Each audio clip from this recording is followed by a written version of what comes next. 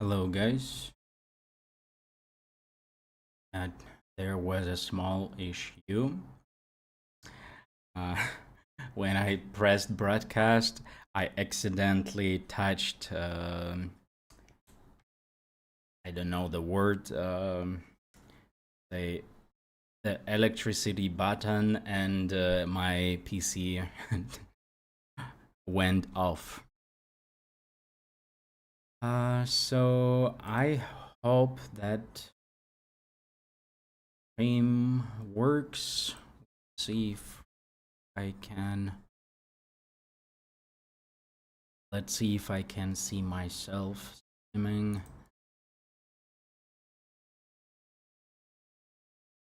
Okay, looks like it works.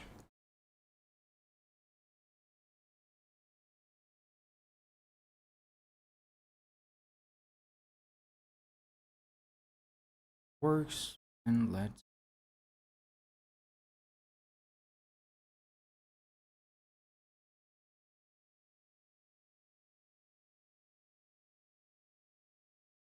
trying to play rapid games on late chess.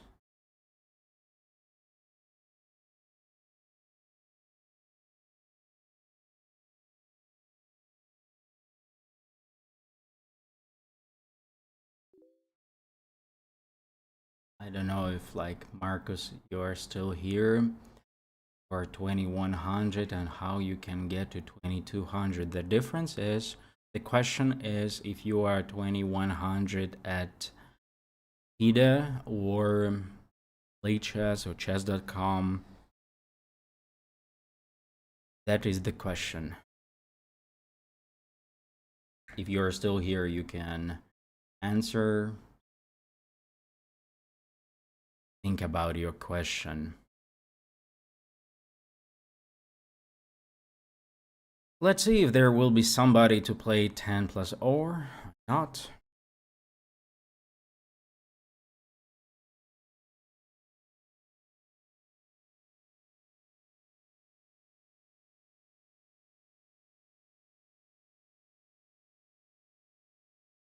If there will be nobody, then I'm going to play some blitz games.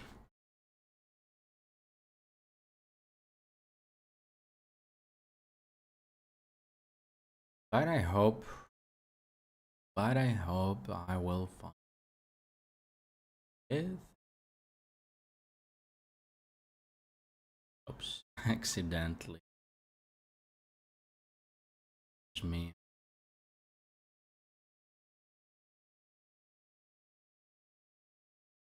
Hi, Tomasz. Thank you.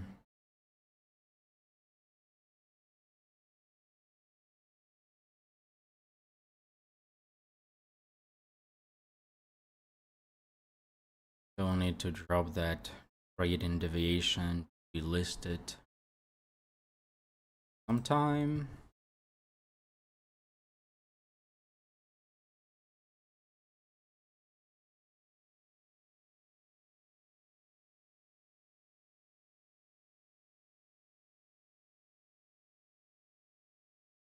Okay, I don't know. I will wait 2 minutes. If nobody, then warming up. Then warming up in blitz.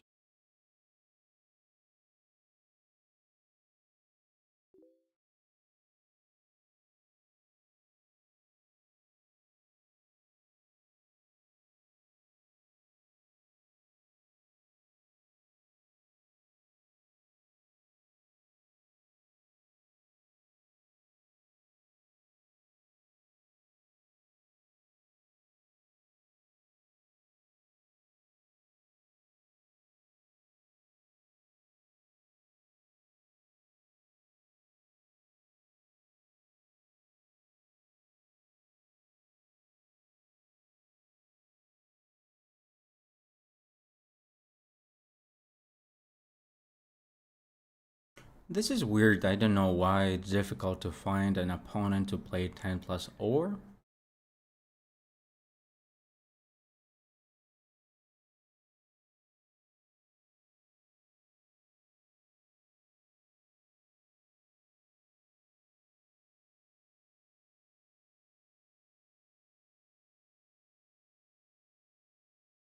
mean, obviously there should be many players rated 2400 and higher. So who are we going to play with?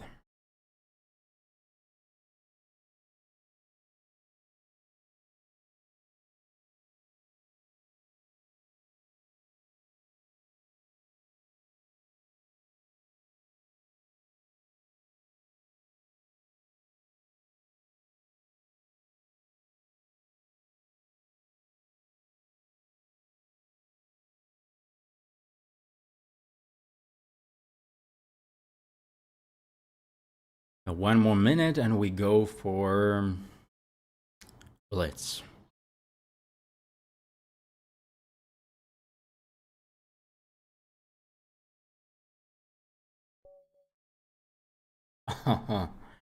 Lucky we. Okay, let's go. So e4, I will play e5, so something solid this time. And after knight f3, I will go for the Petrov defense. Something very solid.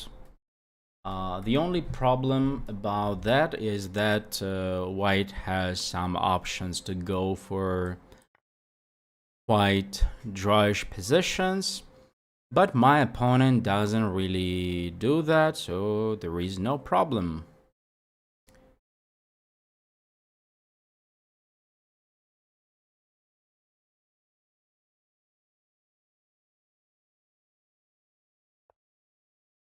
I think knight c6 was the move. Okay, bishop e7 can't be bad. Yeah, and knight c6 should have been the move, because now after d5, if my knight were on b8, on c6, and my bishop were still on f8, I would go for bishop b4 check at some point. But okay, still, like, the game goes on. Yeah, and the problem here, I think, after bishop b4, white has king f1.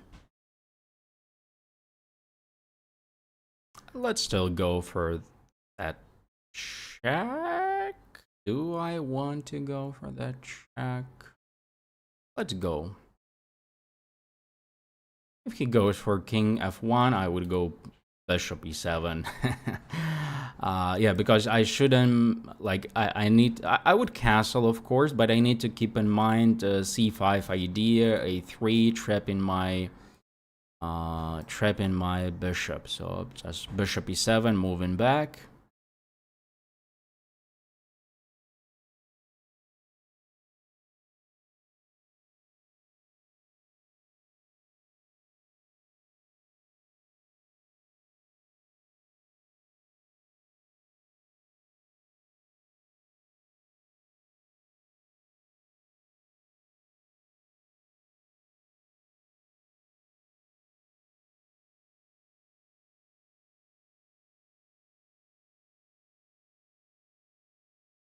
And obviously white needs to, like, to prove what was the point of that king f1 story.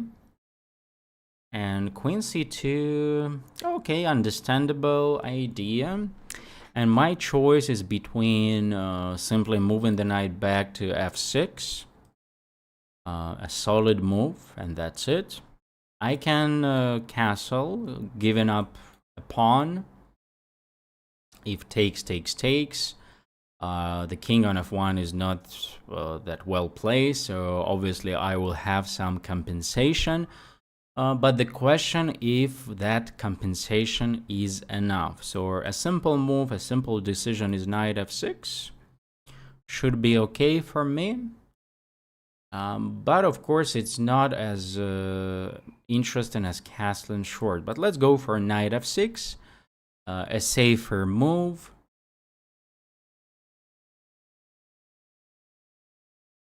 Maybe we can say black is a little bit behind in development, but on the other hand, it should be hard to pretend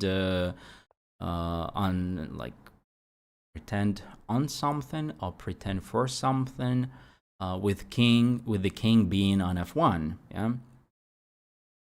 So now the choice is still the same, castling short, or maybe going for b6, like b4, a5. Let's castle. Shouldn't be bad.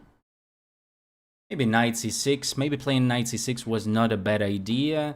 Not a bad idea at all. Keeping in mind knight b. Actually, knight b4 is not even a move. But keeping in mind knight c6 with the idea of knight b4 and bishop g4. Maybe this is what I'm gonna do. I know now it's gonna be late. Yeah. I mean knight c6, a3, and I thought about bishop g4, but then white plays knight bd2, and everything is protected for them, so not a big deal. So maybe b6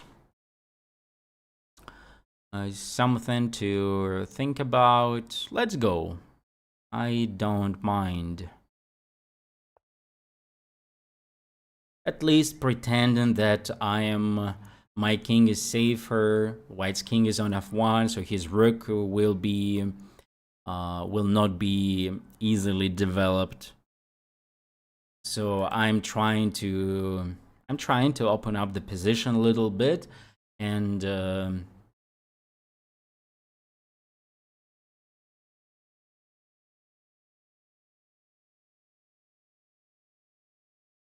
what online time control would be best if training for classical over the board? There is no tournament currently. Like, you see, the problem with playing online with time control more than 30 minutes is that, first of all, it's quite boring.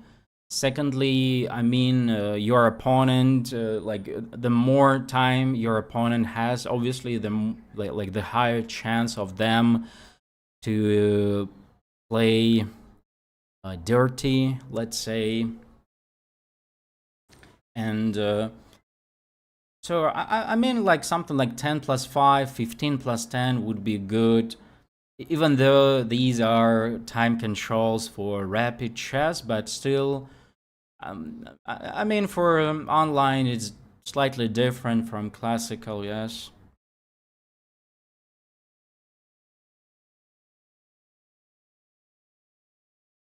So my opponent, like you see, my opponent played in an aggressive way, and when you play in an aggressive way, obviously you should be able to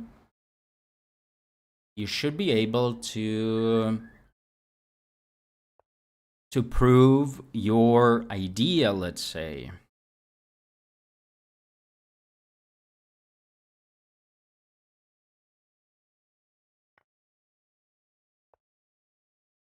Okay, makes sense. I thought my hope was that he would go for b5, then I would take on c5, knight d7, attacking the pawn on c5, c6, then knight c5, and black has initiative probably. Here, of course, it's also like shouldn't be bad for me, but I'm lacking space. And I have one move that comes to mind, which is a bit weird, but looks like I need to play bishop d6 somehow. I have a feeling that bishop c7 was not a problem, because anyway his pawn on b4 was hanging, so even if he takes here, I take on b4. But yeah, like maybe the most natural move is bishop g4. The problem is that knight e5 there is coming. So it's not like something I really... The problem is that it's not so easy now to organize my pieces. And that's why it would be good for me to exchange some of them, because I'm lacking space. And that's why one of the moves that I thought about was bishop d6. At the same time, I don't think bishop g4 is a bad idea, like should be okay. Bishop g4, knight e5, but then bishop h5, maybe knight c6 at some point. So somehow I have a feeling that bishop d6 should be reasonable.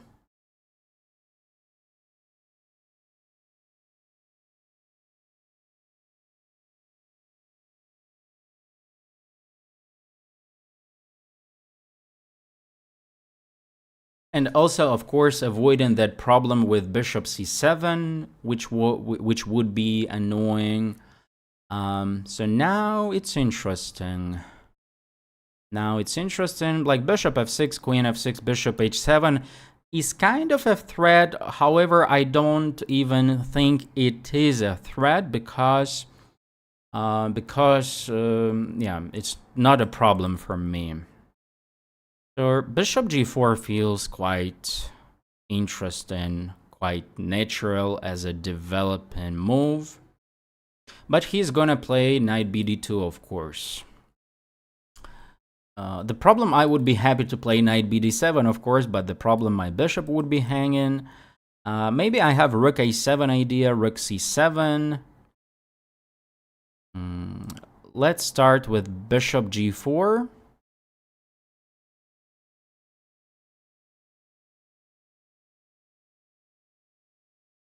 Let's start with bishop g4, bishop f6, queen f6, bishop h7. Nobody cares about that pawn. And I wish I could play knight d7, but it's not possible. Taken there, I don't want because of that pawn. So maybe rook a7 is interesting. With the idea of rook c7. Oh, Nicola, what a strong guest we have. Grandmaster Nicola Nestorovich. Yeah, like, unfortunately, it will not happen soon, probably.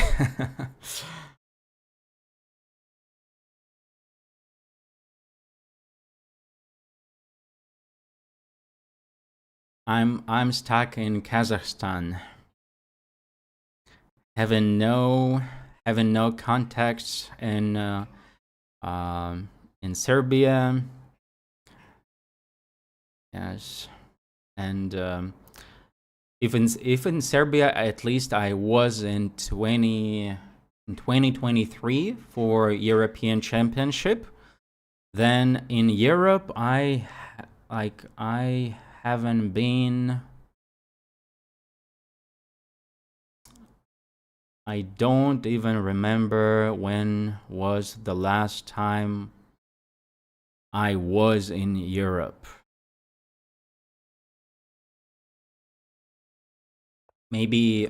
Probably 2021. Probably 2021 in Latvia for FIDE Grand Swiss. So I can. Rook c1 doesn't really stop rook c7, so I think I can play rook c7. Maybe bishop a3 is a funny move to consider because it will kind of help me unless I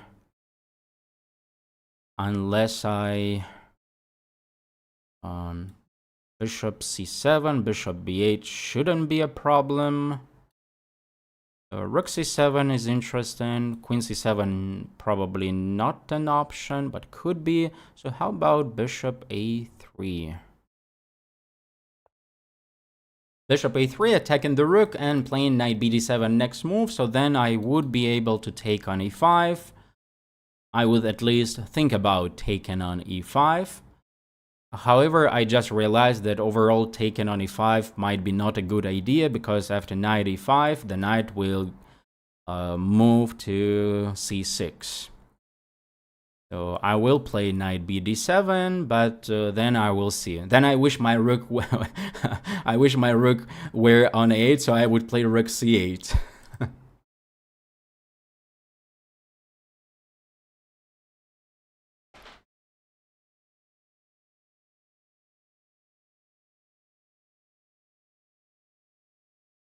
Yeah, that question about 1800 FIDE and what are the most important things to train to get to 2000. I will answer that one later. If I don't answer, you like repeat your question, because I'm already lacking time. Yeah, 3 minutes, so that's why That's why I will focus on chess explanation for now. Yeah, that was obvious. Yeah, knight d7. Overall, bishop h5, bishop g6 will be an idea for me. Most likely, white will play h3 at some point, maybe right here, right now. Bishop will go to h5. Maybe white will even go for g4, and bishop moves to g6. Maybe queen c8 overall is not a bad idea for me.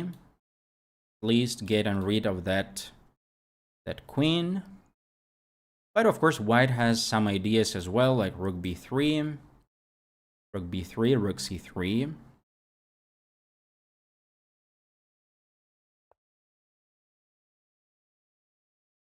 And now the question is, should I take on e5 or not?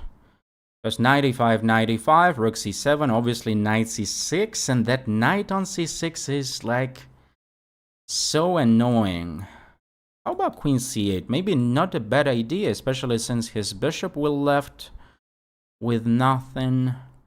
Maybe queen b3 is a bit annoying for me there. Yeah, then I will have to move my bishop back, and he plays rook c1 attacking my queen. So, unfortunately, not really. Rook e8 shouldn't be a bad idea. Just developing the rook, an open file. And then when my bishop will get attacked at some point, I move it to f8. A safer square. Also, rook e8 gives me an idea of playing knight e4 at some point. So then if they take. But before moving all the way back, how about making an intermediate stop on b4? And maybe already thinking to take on d2 with some ideas like queen d2, I have knight e4. If knight d2, then I take on e5.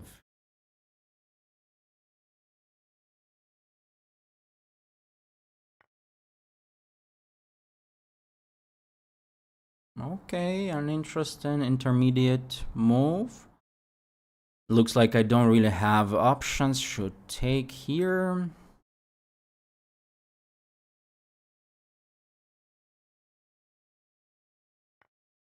Queen d2 is an obvious move, of course. Knight e4. What else? At some point I can use like maybe a4 is interesting to include. Queen c8 is still not an option.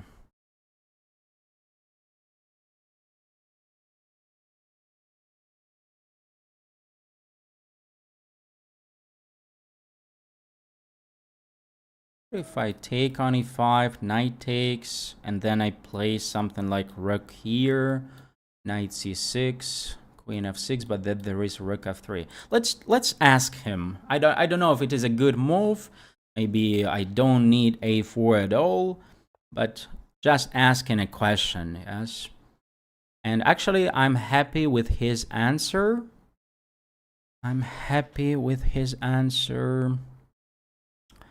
But time. If I play f6, bishop goes, let's say, there. What do I do next? Maybe f5 at some point may be an idea. Okay, I already have not too much time to think much. Maybe it's not a great idea what I'm doing right now.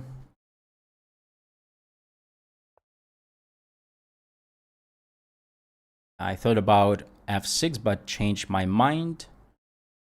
Next move, maybe I'll go for f5, and now it's already about flagging, more about flagging rather than playing chess. Let's see what happens. I played queen h4, so f3 would never be a problem for me because of queen g3.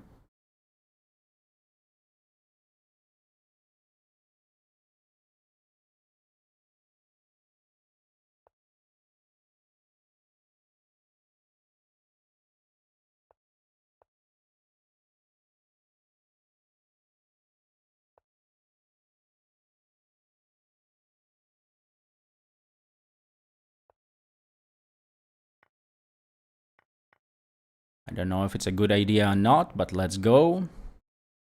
Already have no time to calculate something. Rook f2, does it work? Not really. Shit. Okay, let's go for g3 then.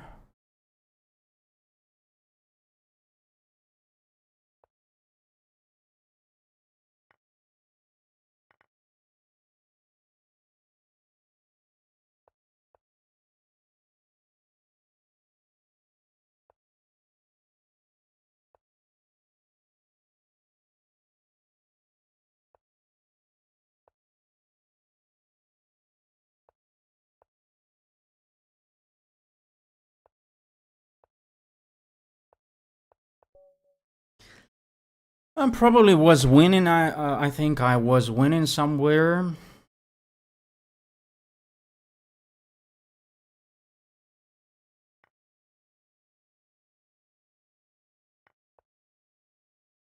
Oh, rook f3.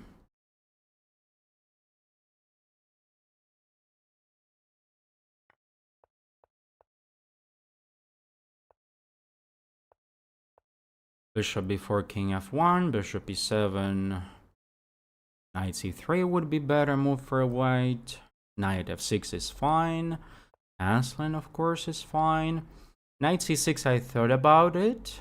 So knight c6, a3, then bishop g4, knight d2, and knight e4. a5, takes b5, bishop d6. Okay, I have good feeling. You cannot see it. Okay, wait a second.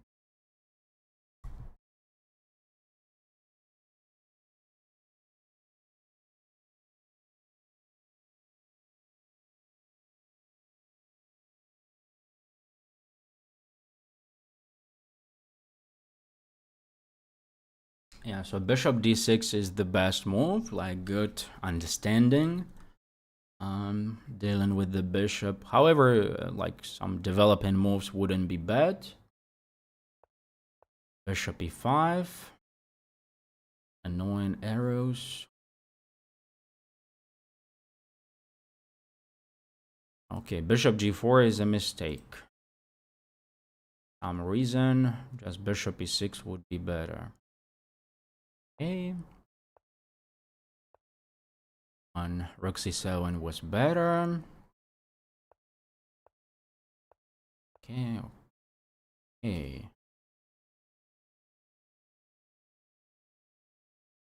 Bishop e6 is not so obvious. Let's say g4. I wasn't afraid of this. So rook e8. Like if you don't know what to do, just develop your pieces. Bishop b4 was actually a good idea. Bishop d2. Fortunately, the guy had bishop g6. Knight e4. Including this, takes here. Knight c6, queen h4.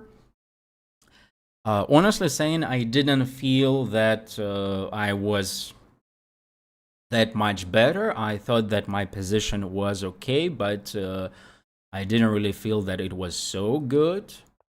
f5 is easy move. Rook f7 is nice. Knight e5, and then just like 2 seconds and sacrifice. fg4. Yes, here if I had time, then I would probably find rook f3. Nice move. Finishing the game.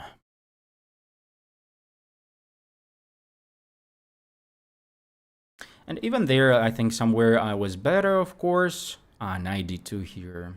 But it was already more about like not losing on time rather than doing something smart. So a good game. I think if I talked less, then I would win it. Yeah. But since the main point for us today is the Instructive Rapid, that's why it's about explaining the things rather than just winning the games. And winning the games is not the purpose. Okay, I have time to answer that question now. So I'm around 1800 FIDE. What are the most important things to train to get to 2000?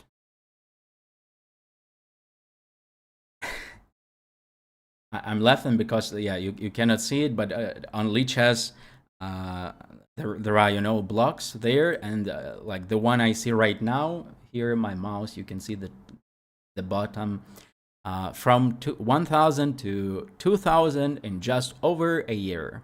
But probably online rating. So from 1800 FIDE to 2000. Like you see, of course I can say something, but it's like each case is individual, so it depends on how old you are, where you're from, how many tournaments you play, how much experience you have, and so on. Yeah, so there are many things. I don't ask you to give me this information because like would be already some kind of an individual consultation. Yeah, but overall there are many questions. And so one of the things I thought about recently was, not recently, but some time ago, was, let's say, I think the difference between something like maybe 1900 and 2000, like 2000 is already like 2000 FIDE is already something quite serious nowadays. And it's already about like not just having good candidate moves, which would be enough for 1800, and overall for 1800 would be enough, like making almost any reasonable move. Get into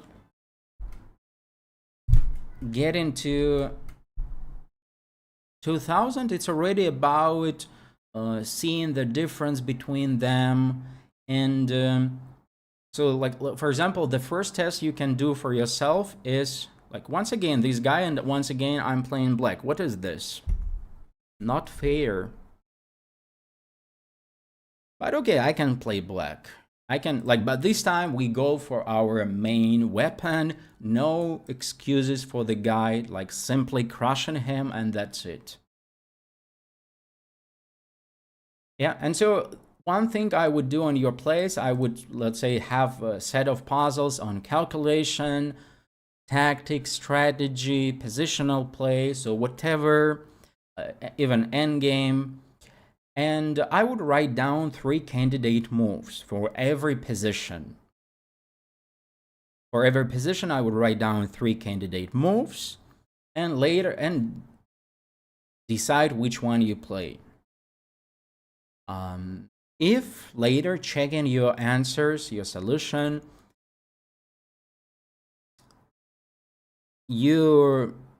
let's say one of your moves is right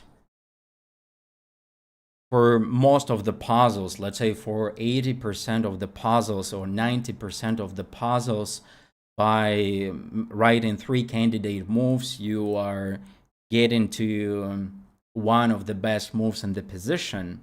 So either best move in the position or an alternative, a decent alternative. Then it means your candidate moves are good, and it is more about developing your understanding and your decision making.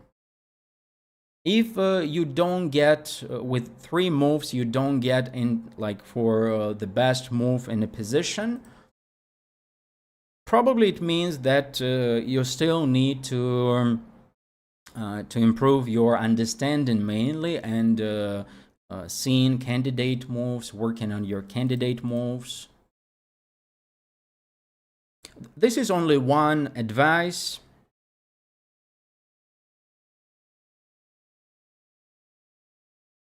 This is only one advice. Otherwise, of course, it's about working on everything else in chess, not only this one thing. But at least this is something you can briefly check yourself if you are doing well or not, not that well, let's say. And especially it's important when there is a critical difference between your options. So for example, in this position, like maybe the engine will suggest like something like d6, knight d4, the other knight to d4, queen c7, b6, rook b8. And I think the difference is not that important between the moves that I play here. But at some point it will become like maybe after. I thought about fe6, but now I'm leaning towards d6.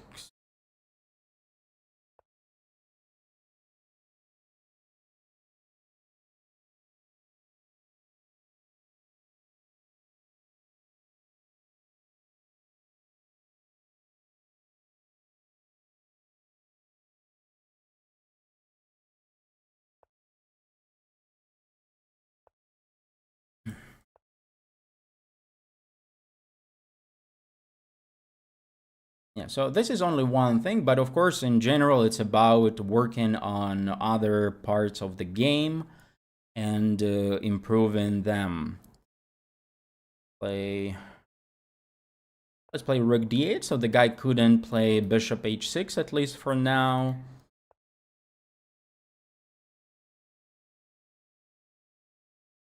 And maybe I could even go for queen c7.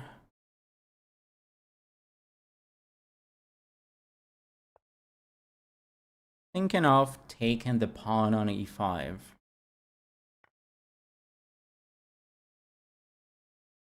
Now he kind of forced to play knight g5 or knight c3, probably. Maybe there is a smart way to protect the e5 pawn, but I don't see that smart way. Like c3 may be an option.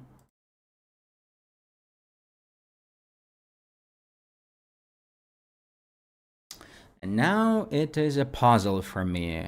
Like, what is the point? Why can't I take the pawn?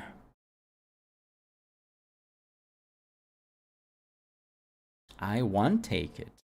I will take it. You know, maybe it is a blunder, but I don't believe it is a blunder.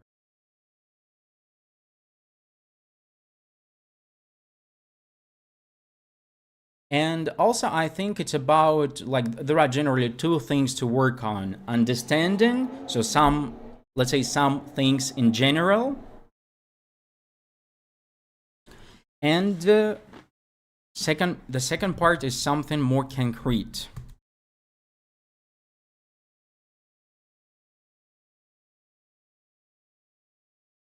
And of course, what could be a better moment to advertise my Chessable course?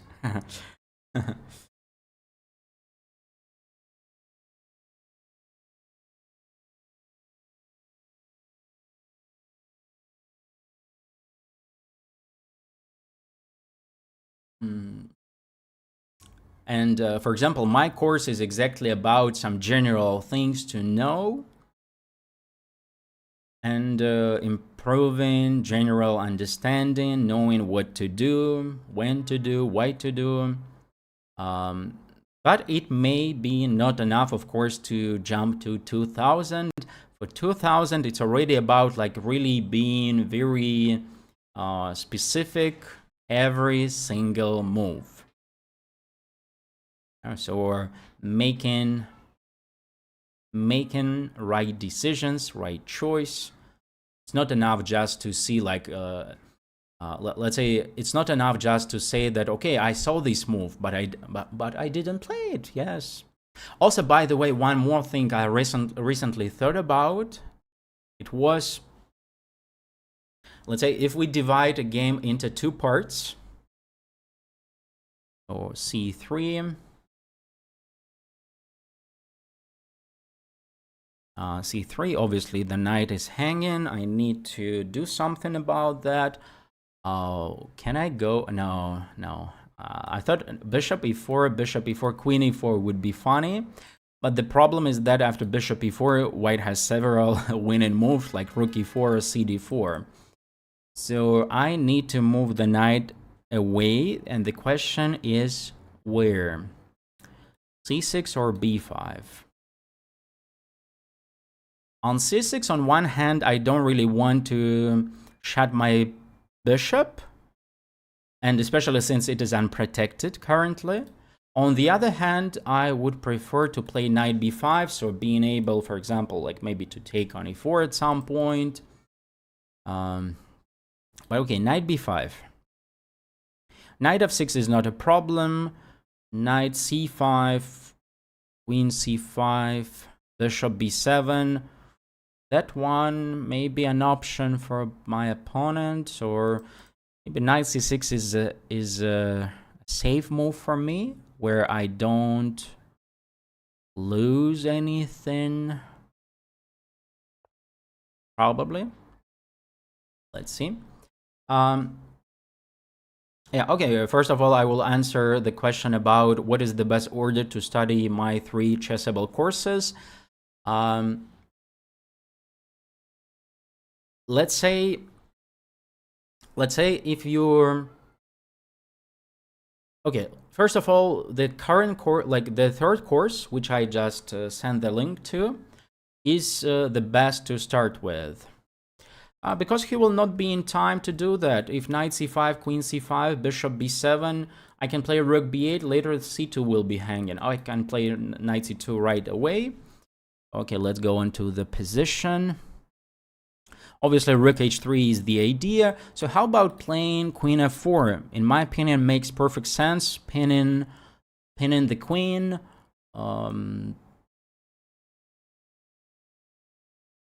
Pinning the queen, moving my queen away, since, like, of course, it's annoying for my queen being under this situation, even though there are no tricks. This was expected. Rook f3 is not a problem for me yet. But actually, like, my idea was to play knight e5, but the question if I can play knight e5. I think I can.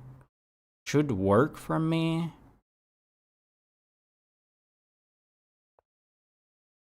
Once again, these risky moves, they should be checked carefully. By risky moves, I mean, obviously, like putting my knight to like under this situation. Yeah, so the third course is the easiest and the right to start with. Then if you don't have my first course, then but you have my third course, then maybe you don't really need my third course. And then only that one about decision making you need. And here the easiest thing, I can take on e4, bishop e4, and the rook will be hanging. Let's say I play rook b8. Rook e1, king g7, and once again there will be no jumps for the guy. How about like knight d3? I don't have enough resources for that. Let's take. Let's simplify the position a little bit. Obviously, bishop e4 is the move. Rook goes to b8. So the opponent has light squared bishop, so the dark square for the rook, avoiding some bishop b7 stuff. And the plan is quite simple. Actually, I haven't mentioned that since I'm a pawn up now, the only thing I need is to neutralize the opponent's activity, the opponent's counterplay, and that's it. And I will win the game. Bishop g6, there is knight g6. And I don't need, this is very important, I don't need to grab more. It's enough to have what I have. Yeah, now the knight is hanging.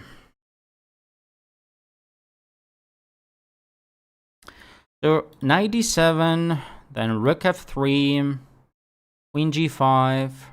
I'm okay.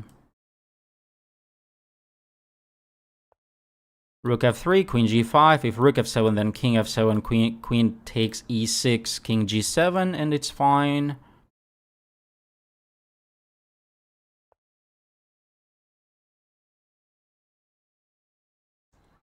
Next move, I will play knight f6. The rook will go to the h file, and maybe I will be the one who is threatening some checkmates.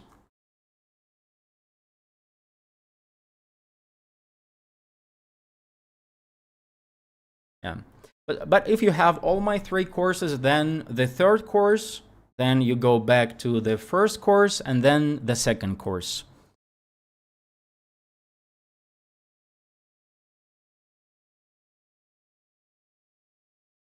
e5 probably is not a bad idea. e5, maybe bishop c6, also not a problem. But let's play knight f6, feels more natural.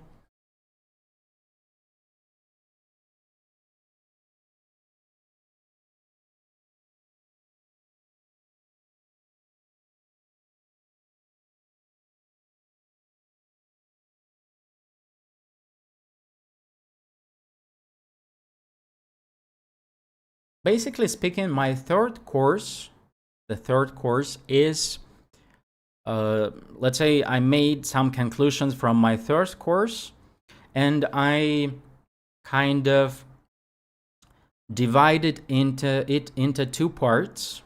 And the first part I did in my 3rd course, and the second part I will probably, this is something I'm considering for my 4th course.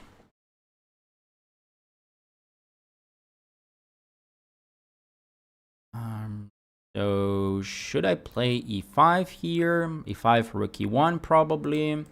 I can play, I think I can play basically whatever here, of course, like rook h8, f4, queen h4 shouldn't be bad for me. But somehow I don't really want him to play f4. If I play queen f4, then probably g5.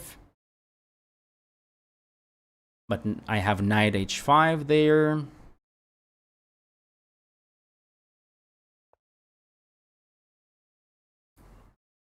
I don't know how you guys, but I like to be a badass. If my opponent wants to do something, I don't give him a chance to do that. If I have such an option. Yeah, knight h5, then rook g4, and my knight is stuck there, actually. So maybe knight, what, d5 or d7? d5 or d7, d5 or d7, d5 or d7. Let's go to d5.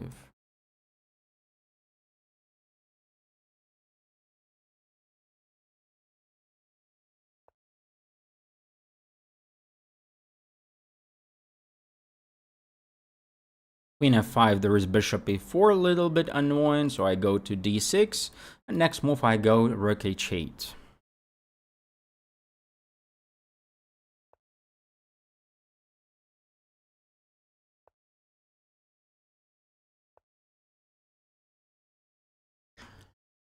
Yeah, somehow, like, let's say not the best converting in this game by me.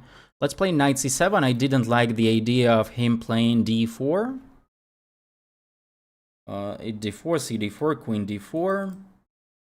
This rook will go to d8.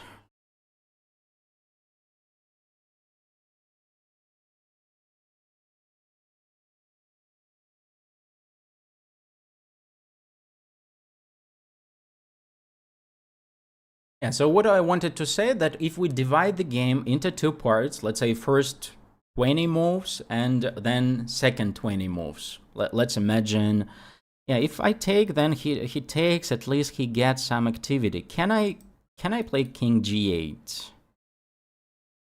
I think should be okay. Because if he takes here, then it's fine for me. Next move, I will play a rook d8 anyway. Rook d8. My knight is slightly... Oh, how about this trip for my knight? F5 is not a problem for me, so I go knight e8. The knight goes to F5.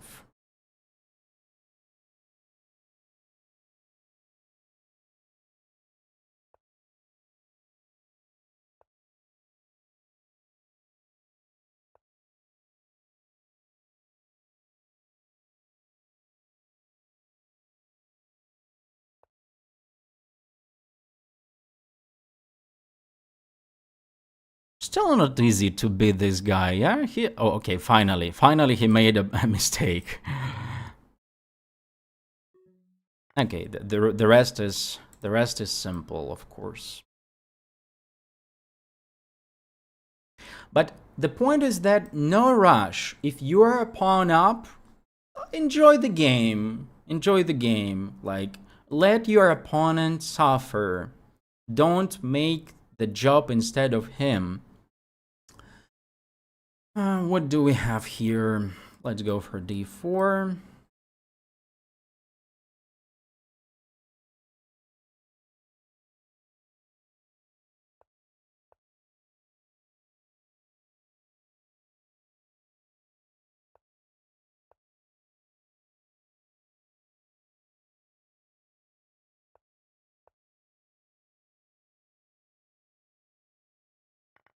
Yeah, so I can finally finish my idea. So if we divide game in two parts, like let's say 20-25 moves, first 20-25 moves and the second 20-25 moves, then in most cases the first 20-25 moves gives you a right to say that I had a good position, or like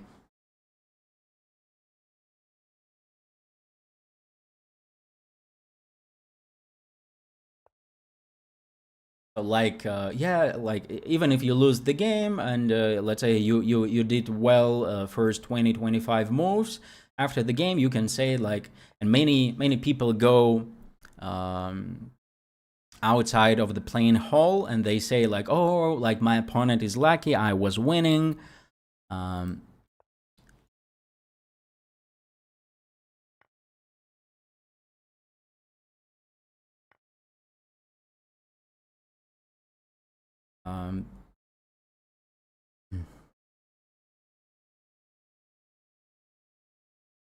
Like you see, knight on c6 is unprotected, the pawn on h7 is unprotected. The knight on c6 is unprotected because there is nobody defending and attacking it. The pawn on h7 is unprotected because I have a bishop attacking it and there is one defender. So it is 1-1, the same as 0-0. And usually we have two ways to execute. One way is to take first and then add an attacker. The second way is to add an attacker first and then take. And depending on a situation, it's a very good question, which one is better. So, if I play queen c2, then actually d4 pawn is hanging. Yeah, takes, bishop h7, king h8, and I will probably be not in time to exploit that.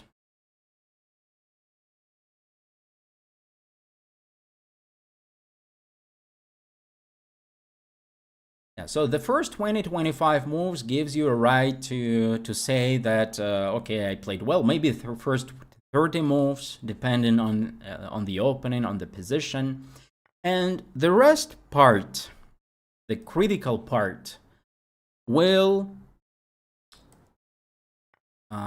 this is hard word for me to pronounce.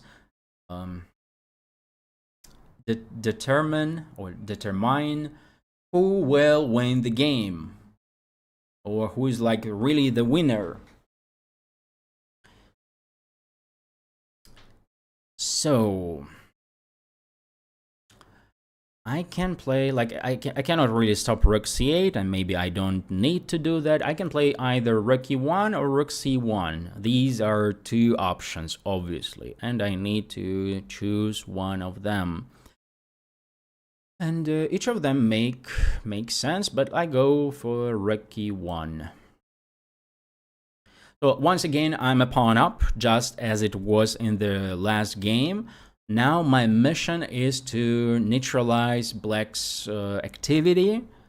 And also one important thing I'm teaching my student to it is that whenever you take a pawn, like previously your pieces were well placed, when you take the pawn, you need to, in many cases, you need to regroup your pieces, reorganize them. Yeah. And so what was the point about telling these stupid things to you about like first 20, 25 moves and second 20, 25 moves? 95 looks very reasonable with the idea of 97. Obviously, my opponent wants to play bishop b7. I should be careful about that because at some point there will be a problem for my g2 pawn. Well, the question is, how do I react to that? Looks like 95 is something I should play anyway. I don't see, like, bishop b7 is coming. I cannot stop it. It will attack my knight on f3, so, like, I don't really have a choice.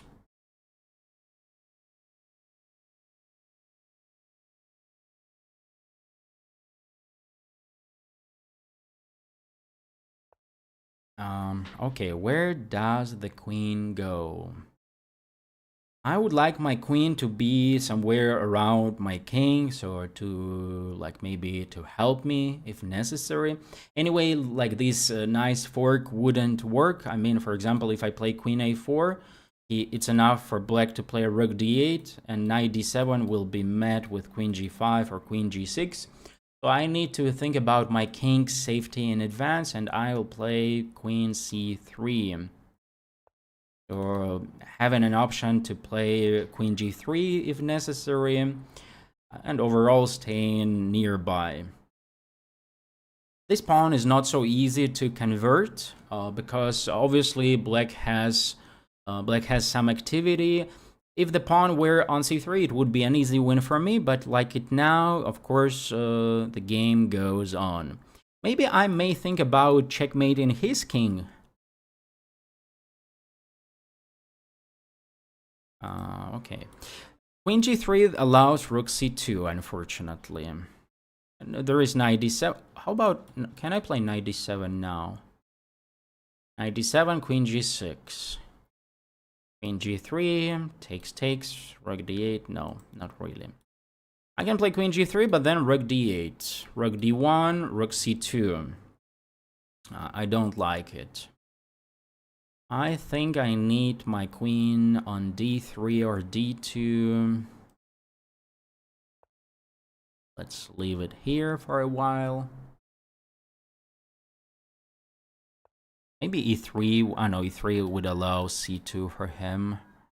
Let's play rook d1, overprotecting the pawn, overprotecting the queen, developing the last piece, not wasting time on what I need to do.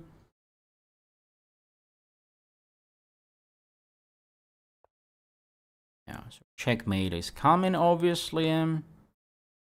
And the only reasonable... I would play, of course, I would play queen g3, but the problem is that later rook c2 is coming, so...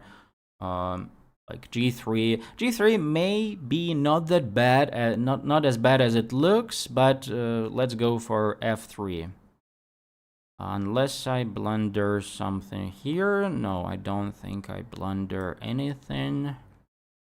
Of course, I still need to check rook d4, bishop f3, queen e5, these captures, just in case. Oh, it would have been so nice to have my queen on... I know, he played queen g5 later. I just thought about like having my queen on the h file and then giving him queen h8, boom, and then knight f7, and that's it. Actually, maybe I could have played... Oh, I could have played queen h3 here. Probably. Would be nice. Okay, rook d6.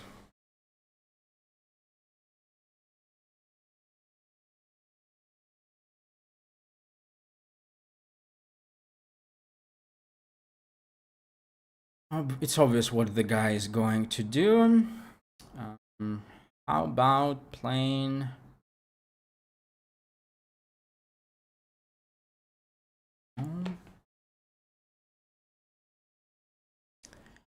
How about playing what? Doubling my rooks on the d file in advance, protecting the d4 pawn. Queen d2 looks reasonable, but actually they're like takes f6, knight g6, rook d8. Rook here, there is e5. Not so clear. Not so clear.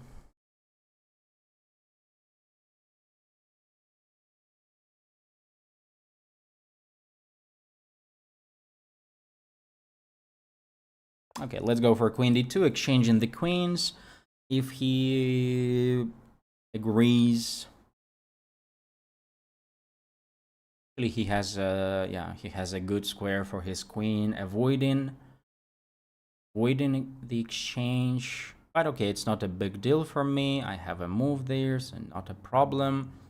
But yeah, like overall, that pawn, it was obvious that the pawn was not that easy to convert. Maybe I should have played something, let's say, should have done something more precisely. Can I play something like g4? No, like f6 would be enough for the guy. Can I play rook e2? Everything is protected, so probably I can. Once again, I'm checking queen e5, rook d4.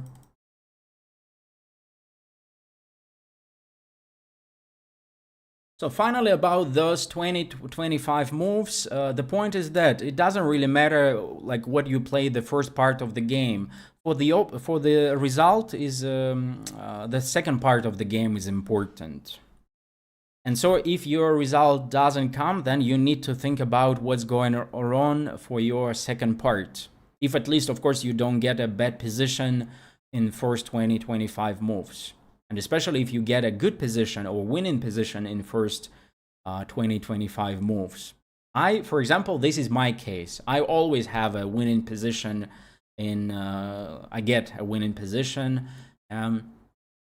against 2700 guys, 2700 guys, especially if we talk about Blitz Rapid, and then something is going wrong.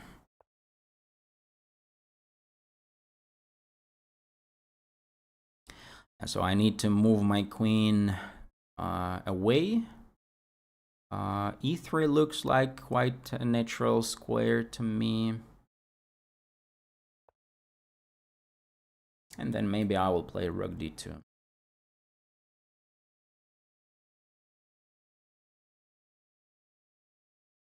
And as you can see, I don't think about like winning the game right here, right now. First, I need to stabilize the situation. Then later, I will see how I can improve the position.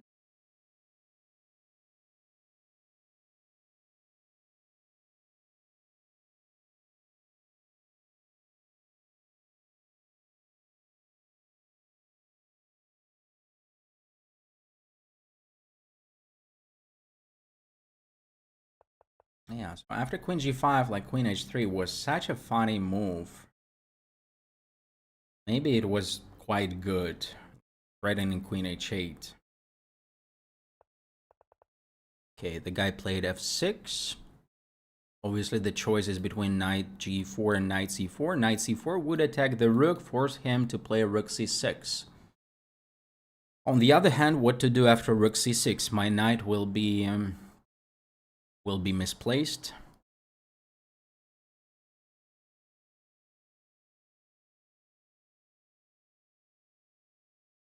Knight g4, e5. I thought I would have rook d2, but then takes, queen b1 check, king f2, queen a2. Maybe my queen with my knight cannot really do much there. Huh.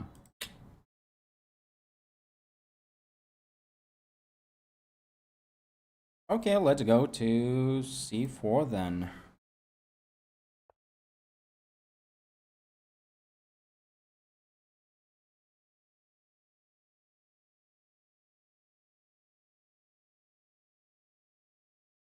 And okay, temporary, hopefully, hopefully, hopefully temporary, going to, uh, going to a3. Okay, I have 1 minute 20 seconds, so it's enough to explain the things. It's time to do the things.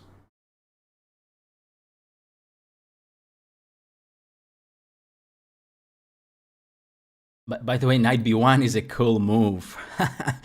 Knight b1 will be my next move for sure. What a cool move. And the knight goes to c3. Controlling everything around and thinking about pawn break with d5.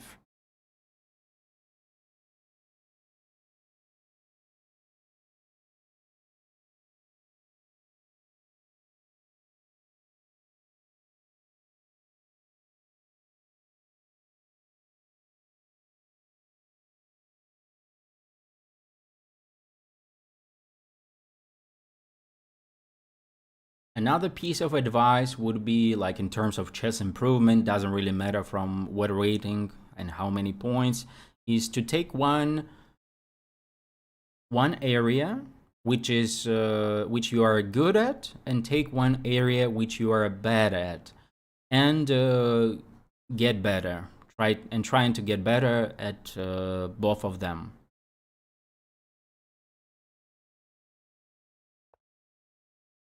This one I thought about. I saw that he can switch for the king side. That's why d5 is an urgent move to play at some point. h3 would allow him to play queen g6, still like thinking about some bad things. So let's play queen f4 for now.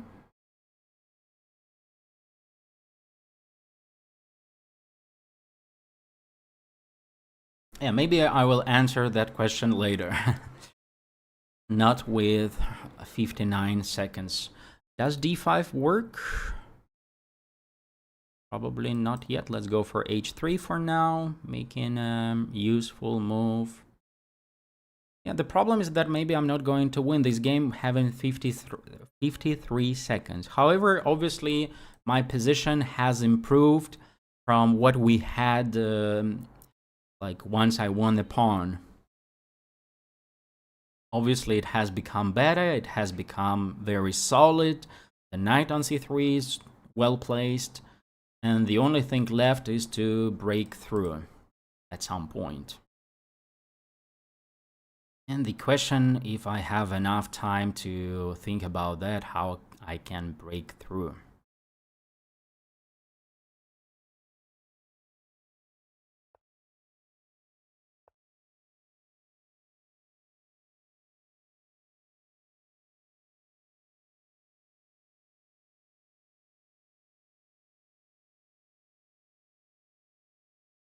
And the problem for the guy is that he needs to find the moves. I can basically make any move, like king f2, and I'm fine. For him, it can be like his inaccurate move can be the last move the last move that he played.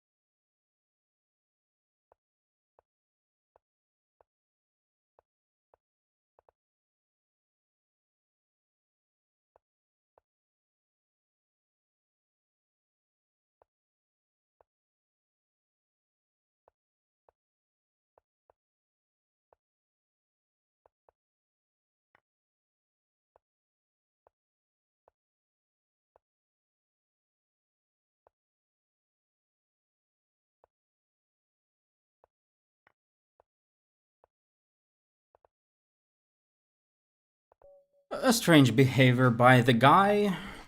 Why not to resign? I don't know.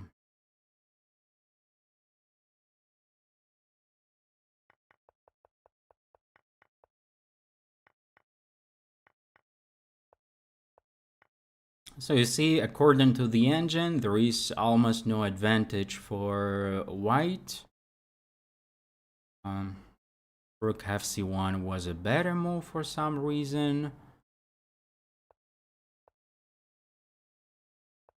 5 is okay. Queen a, queen g3. Queen g3 ignoring... queen g3. Yeah, queen g3 I didn't like. Rook d8, rook d1, rook c2.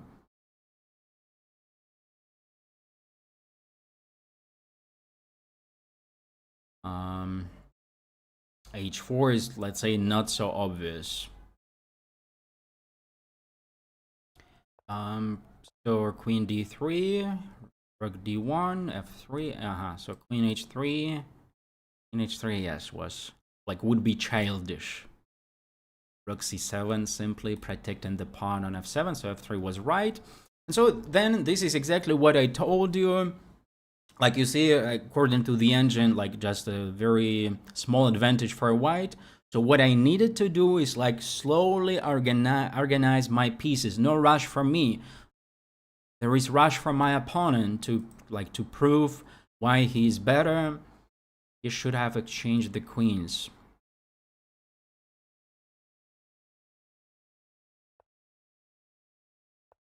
Two, three, knight c4. Yeah, knight g4. It would be e5.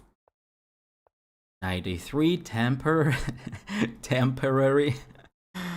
He should have played b5. Now knight b1 is a very nice maneuver.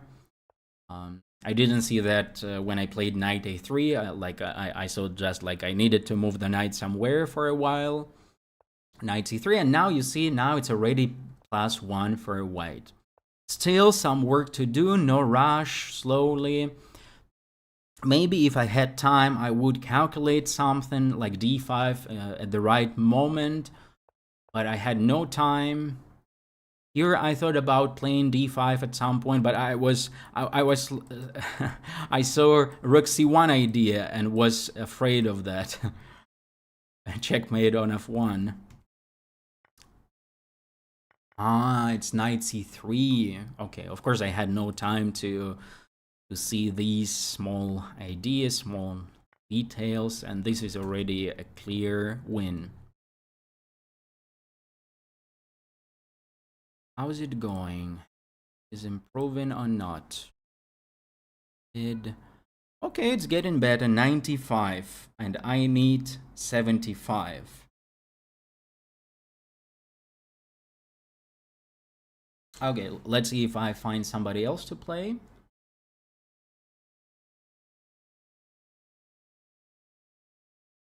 Yeah, so the point about 25 moves is about like let's say 2 parts of the game, because let's say there are players who play very well, like they know the openings, they like can do something, even like maybe outplaying the opponent. But in fact, if you are aiming, like since you are aiming for increasing your rating to get into 2000, it's exactly about improving the second part of the game. And I mean, being very good at that second part of the game, because like this is mainly my case. I explained because I'm very good at like first, maybe even more than 20-25 moves. Like maybe I'm very good at 30-35 moves, but then why for example nowadays I have 25-19 classical chess, like rapid and blitz something like 25-10, very low, because I'm bad at the second part.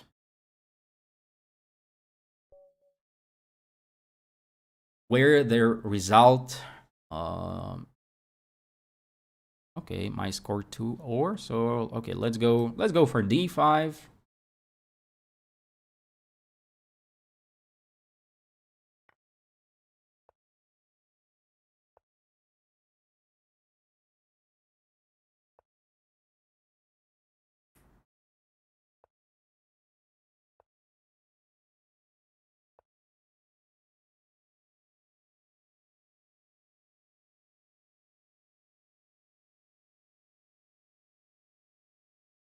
And that's why I would recommend, for example, to improve your calculation.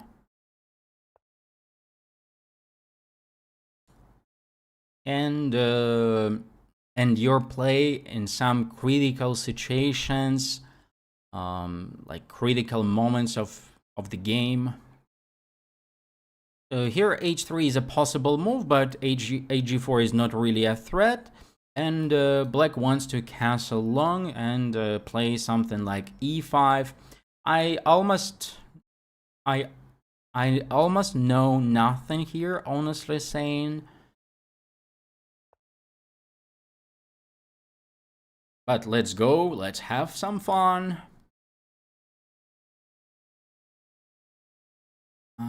Should I play e5 here or not really? Or I castle first? Let's castle first, I don't know.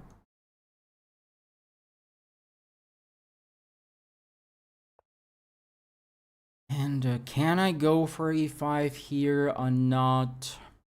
Or should I just play e6, something more modest? So e5, d5. Maybe something like knight d4 is possible there. Maybe it can be risky. Let's go, let's have some fun. How should we learn endgames? Well, for the endgame, there are two parts, similar to the opening. So opening and endgame, they are similar in terms of that. They are kind of, we can say, they are kind of symmetrical, beginning and the end of the game. And both of them have two parts. Theoretical knowledge, so for the opening, knowledge of theory. For the endgame, knowledge of theoretical positions. And there is a practical part for the opening. So because obviously you cannot know everything, the independent plays begins at move 7, 10, while it's still the opening part. So we can say practical opening. And the same for the endgame, practical endgame. So for the endgame, and my hope is that I can create something here. While his king is still in the center, or at least I will have activity. So yeah, so for the opening, we fix the moment that there is theoretical knowledge and practical endgame. But it's time to think about maybe knight d5 at some point may be not a bad idea. But okay, first of all, if I take, rook e8, obviously bishop e3. I can play bishop c5 there, but he will exchange the queens. That's the problem. I can start with rook e8, bishop e3, and I can play bishop e3 there, which looks more interesting. He will what? He can still play knight f1, but at least I have bishop b4 check there. Maybe that will be only enough for... No, actually that's fine. So, okay, rook e8, bishop e3, bishop c5 is okay, I think, because bishop g4, I have knight g4. So should be fine for me. Do I have anything better? Unfortunately, that stupid bishop on d4 stops me from winning the game instantly. If I play bishop b4, then of course f3 is an option for him, and he can castle short. Oh, actually, why? Poosh. Why do I think that after rook e8 he has to play bishop e3? He can play f3. Oh, f3, there will be something interesting. Almost something interesting. No. No. Rook e8, f3.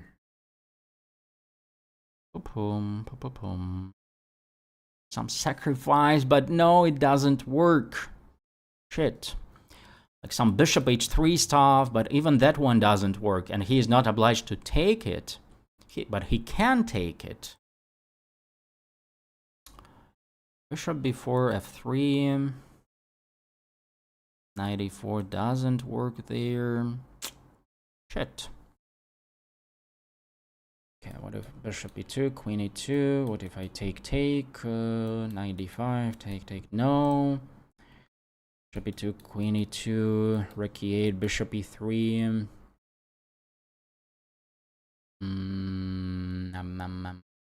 Knight g4, but there is h3 there.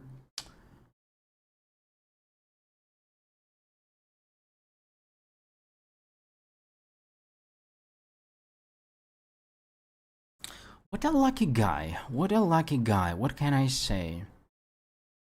Rook e8 feels right.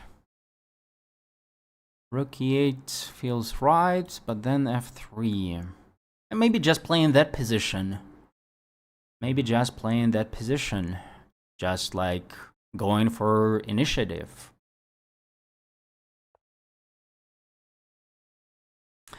Please no need moves in chat before at least before I play them. Yeah. If let's say this is no longer an option, then you can ask a question or you can suggest something, but no need to suggest, especially since I already meant, oh, it's my day today. Yeah. Bishop e3, I'm happy with this move. Rook e3 is also interesting. F e3. And even there, let's say going for bishop c5 and playing some positional stuff. But bishop c5 looks just easier. I don't know why my opponent, like, especially, like, you know, this is a funny thing when you spend a lot of time on one move you don't like, and your opponent, like, within a second, I don't care, and doing some bullshit. No problem. Yeah, just like, keep it in mind. Yeah, so probably if he played f3, I would probably just move my bishop like d7, then playing like something like bishop d6 if he castles short, bishop d6, then g3, and then hoping that there is some activity there, like maybe queen g6, of thinking of bishop g3, h5, h4. But what he did is definitely not right. I mean, maybe white still okay, no, not a problem. No worries. No worries. Not a problem. I can, like, rook e3 is probably too much, so let's just go for bishop e3, a simple move. Here is an interesting moment. Here's definitely an interesting moment. But if I take on e3, then he castles. Even though there I have rook e8 and my position is just good, maybe very good. But maybe it makes sense to take on f3 first. Because obviously gf3, I just take on e3, I have a great position. Bishop f3, now I have rook e3 here. Rook e3 here, he goes king f2.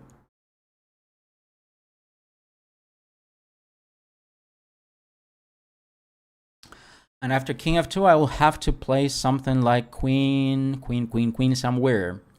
Maybe queen h6 would be not a bad idea. For now, we fixed that in mind. And maybe, actually, the funny thing is that maybe it's better to give him a chance to castle and then playing rook e8.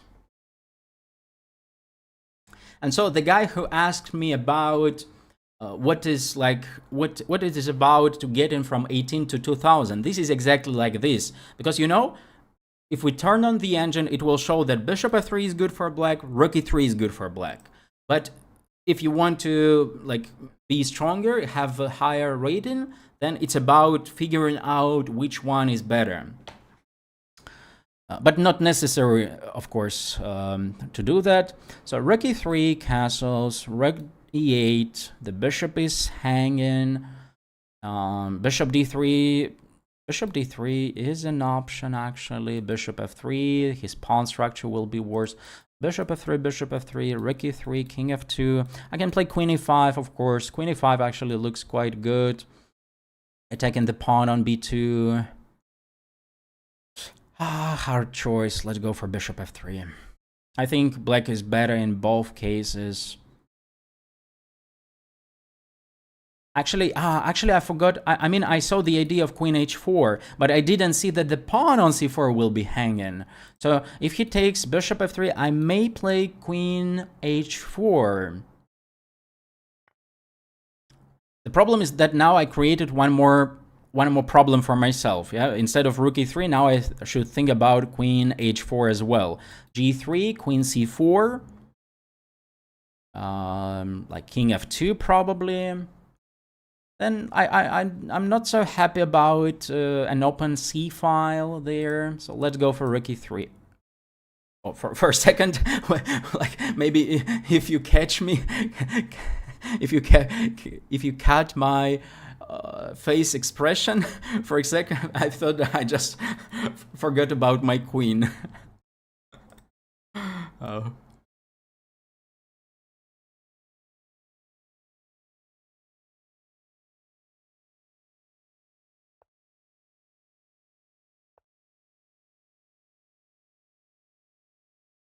And queen e5, keeping an eye on this one, on that one. I think other options were good as well. I actually checked queen h4, but it looks like it doesn't work.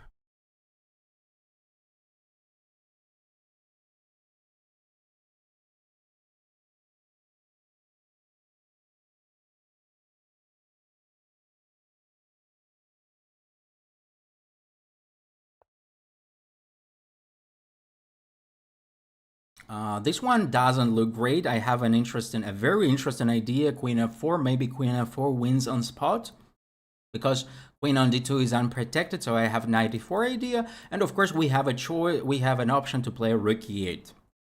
Rook e8 is just a solid move, a good move. Queen f4 looks very interesting.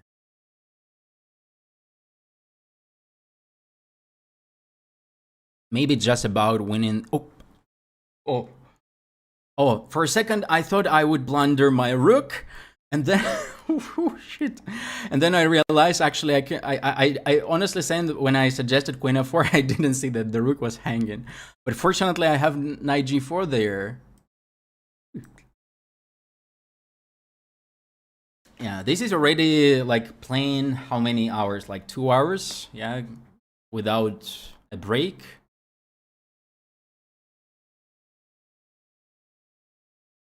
Probably some of you were surprised. What is this queen f4, queen e3, and white wins a rook. And the problem for the guy that knight e4 is a threat. He cannot even play king g1 because still rook f3. So the only option for him is to move the queen away. But there still will be knight g4, knight e4, or simple rook e8.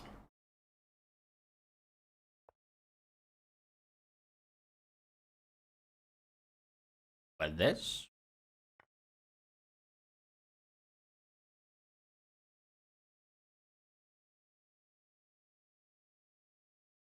The guy was very nice in this game. Thank you for your cooperation. I will offer one more game to this guy, and this one I will analyze. I mean, if he accepts, then with this one I will analyze later after the second game.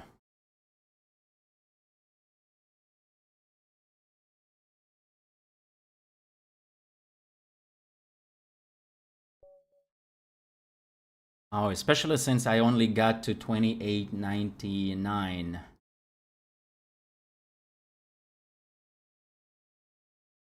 Okay, let's go for e4.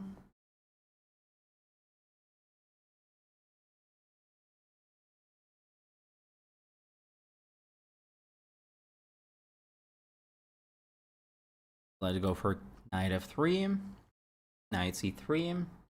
And here there are two funny opening ideas. One of them is a3, the other one is knight d5. Let's go for a3. Of course, the main move is d4, but this is a 4-knight opening, which is not so, like, which is usually about making a draw. Okay, the guy is playing fast. Looks like he knows something. This is not so good. But okay, previous game, he also knew something, but it didn't help him.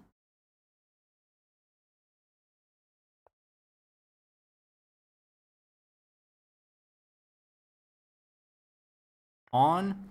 Yeah, I forgot if I answered to your statement or not because I was distracted here. So I read your GM decision-making course. It was very instructional and helped me a bunch of OTB with my thought process. Very good. Very good. Happy about that. So now it's time to develop, and I can develop my bishop. Oh. I can develop my bishop. Like this guy, I don't know what the guy is doing. What, like, how he is affecting me, but I really want to give up one of my pieces to this guy. And I want to do it so badly that I will not be surprised I eventually do it. Yeah, bishop f4 now. After bishop d7, my queen is actually hanging.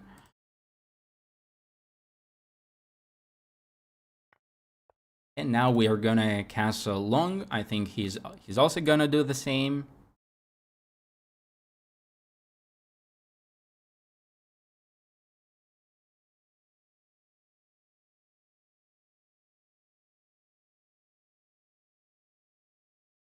And actually, I think now I would slightly, of course, I would change something in that course, decision making. And I would really go in, like, more like in the spirit of what I explained about, in the last game I played, when it was the moment about bishop takes f3 or rook e8. So, like, decision making, like, really which one to. What is this? Like, which one to go with? Thank you for your service. Like, you see, the guy is very, very nice. Here we go for knight d4, obviously. If I castle alone, then maybe bishop e4, at least ruining my pawn structure. So let's start with knight d4. If bishop e4, I have f3. Okay, so probably it's gonna be not a very, let's say, instructive game, but at least once again, I'm a pawn up. So let's see how I'm going to. What I'm going to do with that pawn. Let's castle long. Let's just complete development first. So most likely bishop g5. Like most likely bishop g5 will be played at some point. Maybe just very next move, and maybe like it would be not a bad idea to play bishop f4 in terms of that, because bishop on g5 is somehow annoying for me. Feels like. And maybe it's not the. Actually, I can rook e1, bishop g5. I can go for f4, which is generally not a good idea to put my pawns on the dark squares. When your opponent has the bishop here, you need to put your pawns on, like, obviously not on the squares of your bishop. But maybe it works in a concrete way, but, like, doesn't look right. Doesn't look right. Maybe h4 is not a bad idea in terms of that. Controlling g5.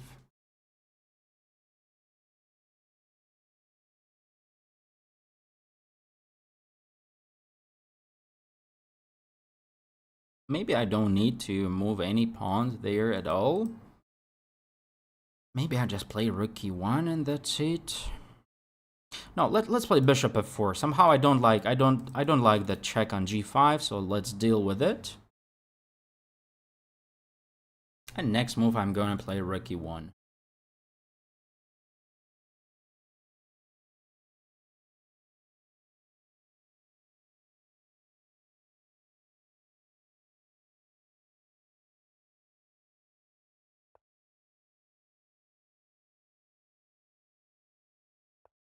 Rook e1.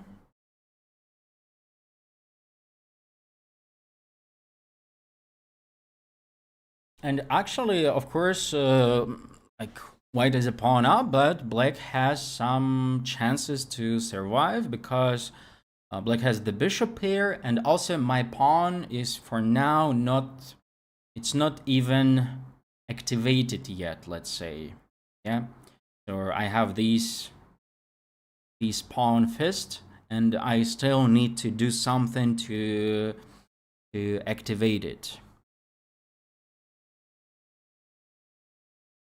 Maybe I can just double the rooks on the e file. Maybe rook e2 actually would be a better square. Let's go for rook e2 with the idea of rook e1. So for now, I don't make any unnecessary pawn moves because b4 like a5 or c5. For now, simply improving my pieces, and then later when I have a chance, I will go for something like maybe c4 at some point, or doing something more specific.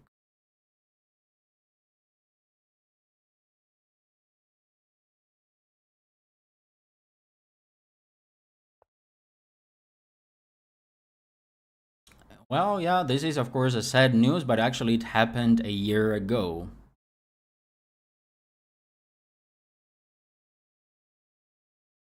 So now what do I do with my knight? Like whatever I play with my knight, the pawn on d5 will be hanging, so most likely he will play bishop e6. And that's why let's go to, so I mean, if I play knight f3, I don't need to be worried about bishop g4. If I play knight b3, by the way, the rook e1 may be not a bad idea. The rook e1 can be a very funny idea. Like checking out what he's gonna do with his.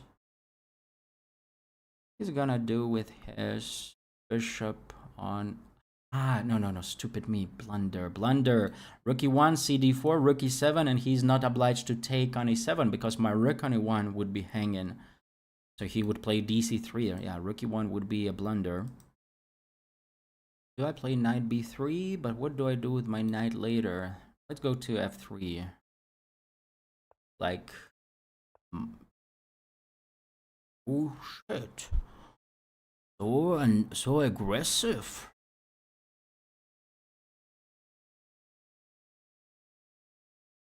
Rook d5 I cannot take because of bishop e6. Yes, I cannot take it.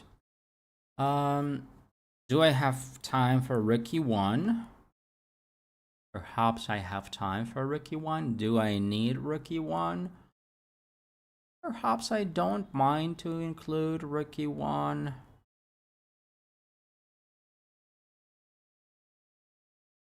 But he'll probably play bishop e6 anyway.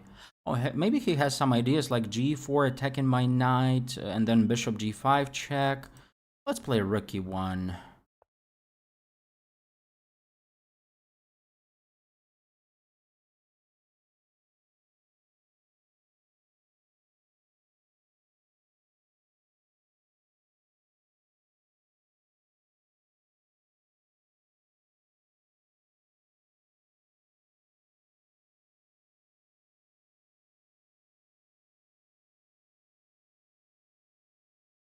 So you see, it may look like I'm playing passively, but the point is that I'm a pawn up. I don't need to play actively anymore.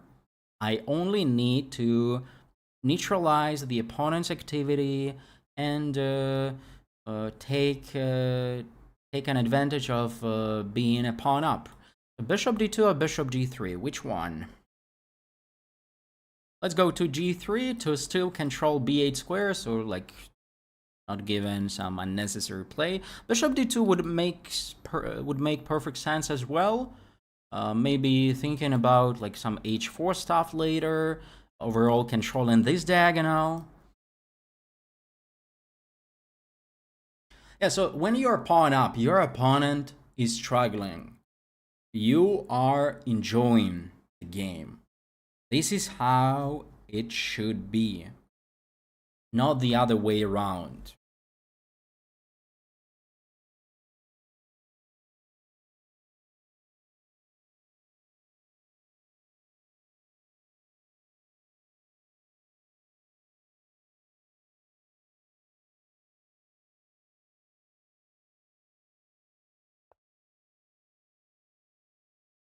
Ooh, it's also very hot here. It's like these days something like 34, 35. So bishop f6. I can play knight e5, putting my knight on a decent square. Generally, I'm not afraid of opposite color bishop endgame. I can play bishop e5, forcing him to move his bishop back, chasing him a little bit. Let's do this.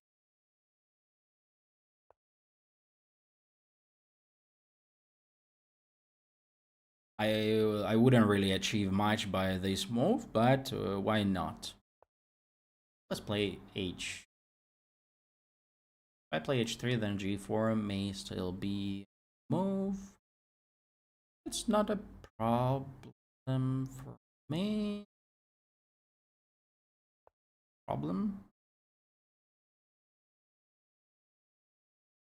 Of course, if it was just my game without a stream, I would play faster and I would have like maybe 6-7 minutes and that's it. Slowly beat the guy. But since it is a stream, I explain in too many things, I believe.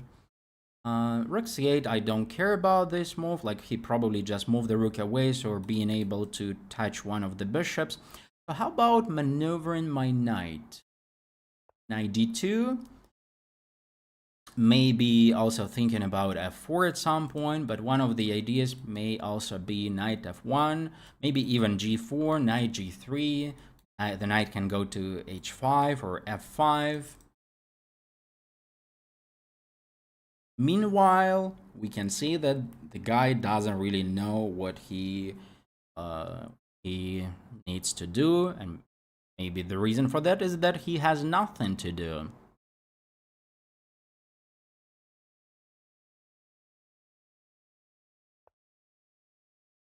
Maybe he's going for the b file. Probably this is his idea. It will take some time for him. So how do I break through? Oh, should I go for f4? Let's go for something more entertaining. Not a slow knight f1, knight e3, knight g3, f4. I almost fortunately it's not a blunder. Like f6, I can take on f6, so I can even go to c7. I can even, like f6, I can even take here. It takes rook e5. Probably I can do that, or it's not really a blunder. But f4 is not the right move, honestly saying. Yes, eat now. I felt, yes, that f4 was not the right move, but okay, fortunately he didn't react to that. g4 was obviously the move for black.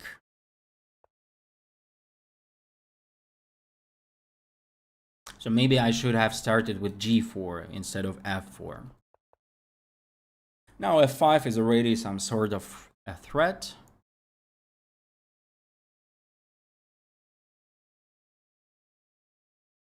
Yeah, by the way, normally I would activate my queenside majority, because this is where I'm stronger, this is where I have an extra pawn, but my king is there. So probably this is the reason why I can play on the king side, because it's actually a position with opposite side castling. even though this is the end game, but still a position with opposite side castling. Funny thing.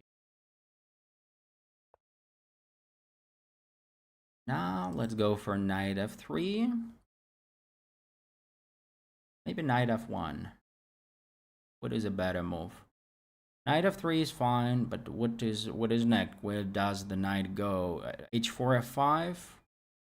Oh, I can actually h4 f5. Here I can make it here, here, here. Let's go f3. Controlling more squares around.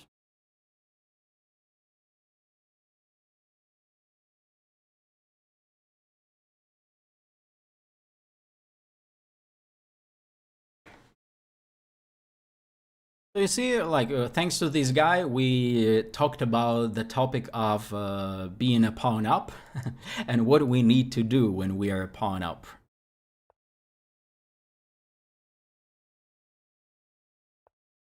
Actually, maybe it was not thanks to this guy, yeah, because this guy lost, yeah, the first game he lost. No, no. Thanks to this guy in this game, and thanks to the previous guy in the other game, I was 2 times I was a pawn up. This is at least third game today when I am a pawn up. So the key point is that it's not about achieving more, it's about securing what you have and moving slowly, slowly. There is no rush for you. Your opponent struggling, you are enjoying the game.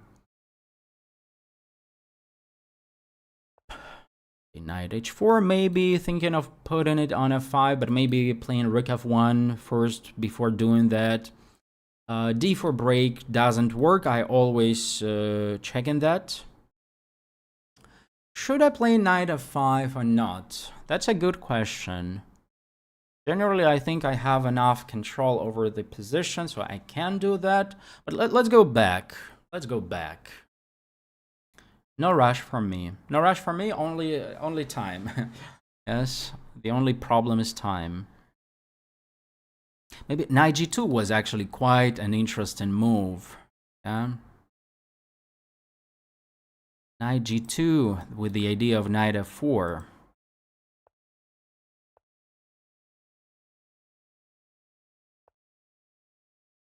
Do I have knight g6?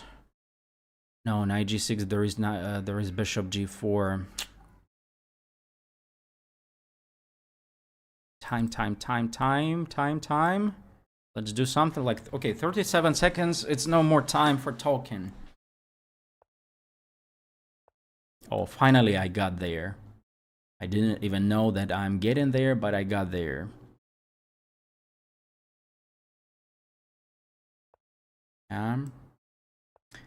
Was expected.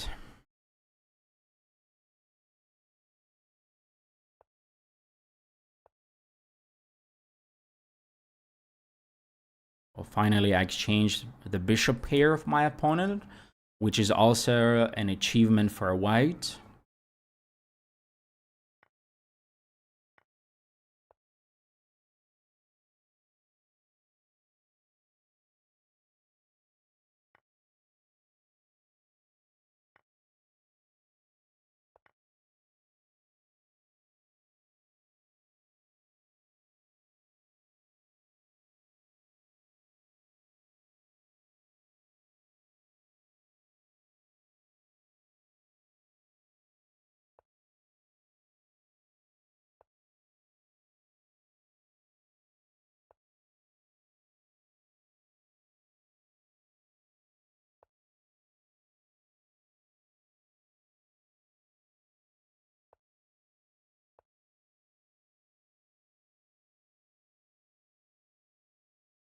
Maybe I just blundered.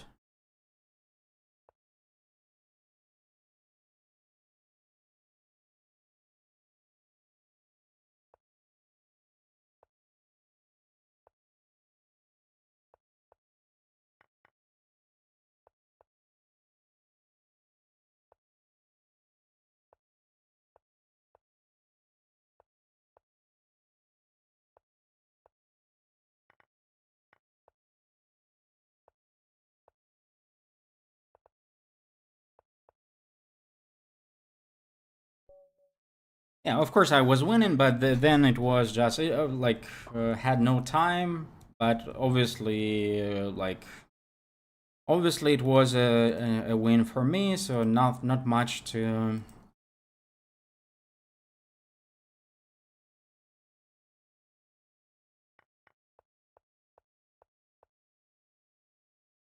So the engine likes b4 here.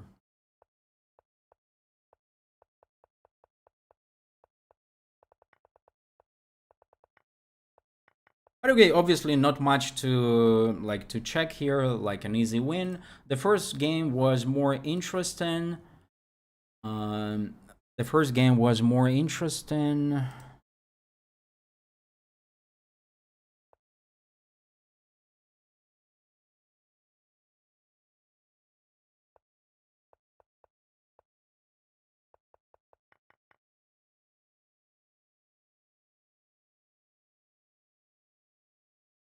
Let's see, waiting. We are waiting for a move by the engine. Yeah, bishop e2 I didn't want to take, but rook e8 is an equal alternative. Bishop e3, like, of course he should have played f3. I'd probably play bishop d7, castles, bishop d6, g3, queen g6, rook f2, h5, and after c5, black is in trouble.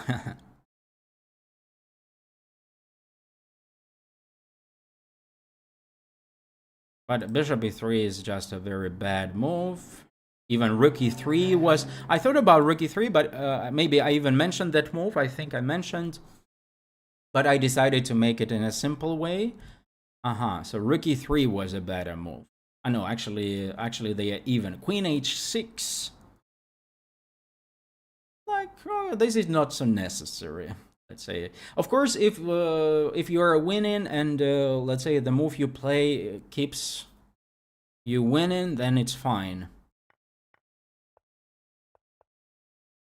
Queen d2 is just a terrible blunder, and that's it. The game is over, because here if he goes like for queen a5, I can even go for knight g4 and then I take on f3. Why it is a mistake? Like, knight g4 is just a winning move. Okay. Okay, so very good. I reached 2903 in rapid. The only problem is that actually I played a lot of games. I played many games. It says I played 9 games today. No, wait. Okay. Games I played with this. I played 1, 2, 3. 1, 2, 3, 4, 5. 5 games. So I think that's enough for rapid. And now this is after party for some blitz games.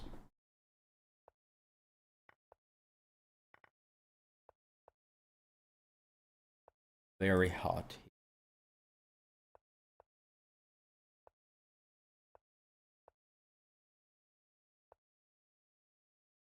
Just developing my pieces, playing a pawn down, enjoying the game.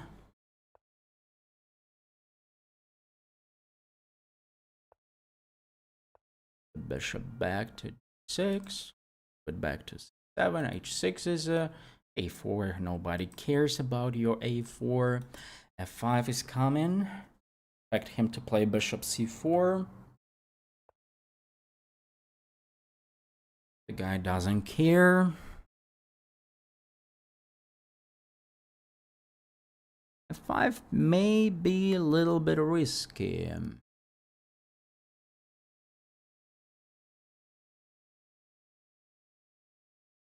Because of some stuff like bishop c4 and then knight g5.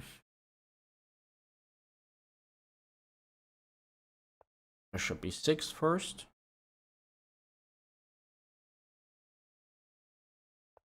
Yeah, saw this one, but decided to check the guy, what he's gonna do. 6. The bishop g4 is not possible. Let's play b6 then. 4.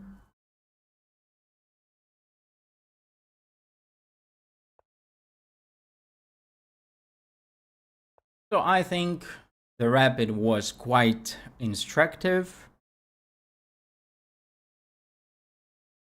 And it was something for you to learn from those games. Finally, it's time to push f5. Oh, actually, at knight f2, I just trap his bishop. Knight g3, fork.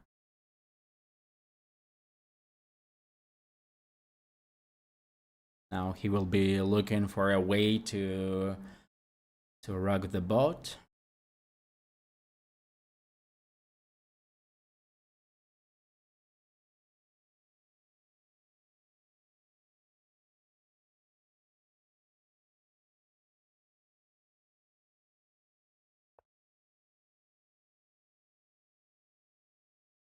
Okay, we take it. I don't want to take on c4. So let's move the king away.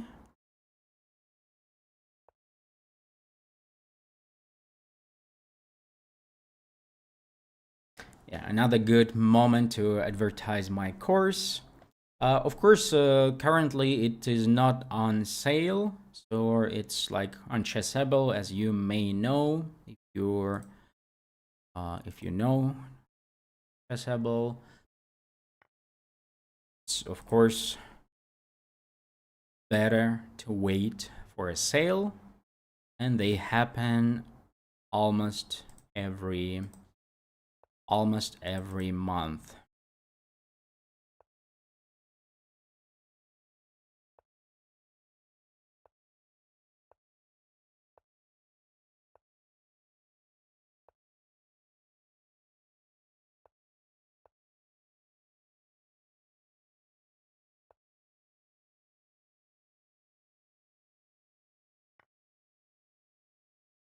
Very hot means very hot. The weather is very hot. Not the weather, but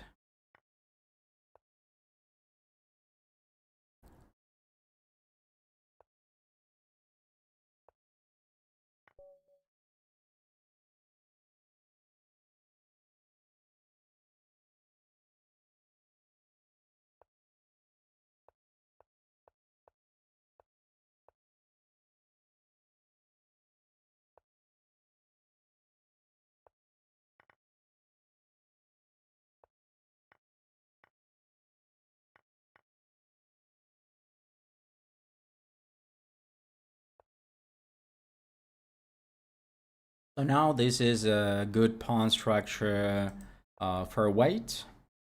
And basically, if we exchange everything, I'm just winning because I'm kind of...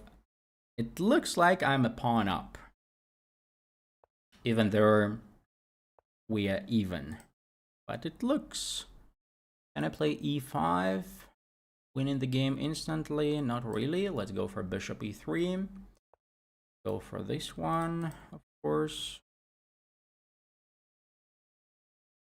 I'm gonna play b5. Let's play maybe bishop 2, 4 g4. Activating my pawn majority. Maybe even attacking his king a little bit.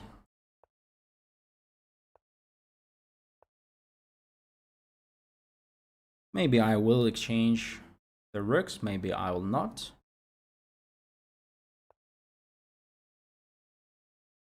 I can do that because also it's like not so easy to attack the king.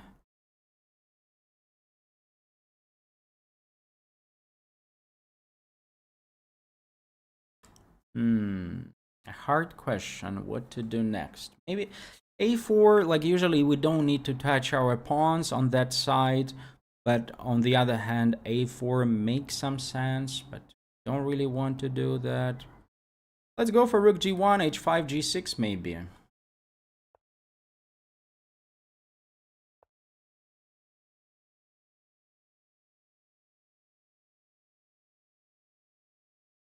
give me d5 for my knight, so probably he will return.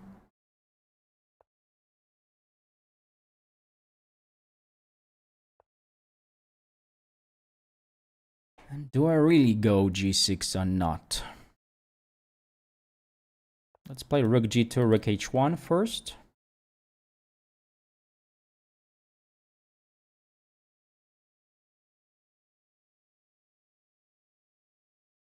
Avoiding some bishop h4 check.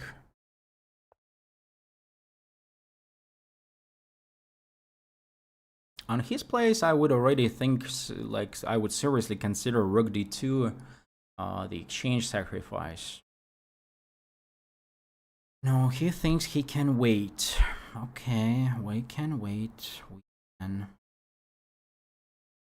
g6 takes. No, okay, g6, I can go for that.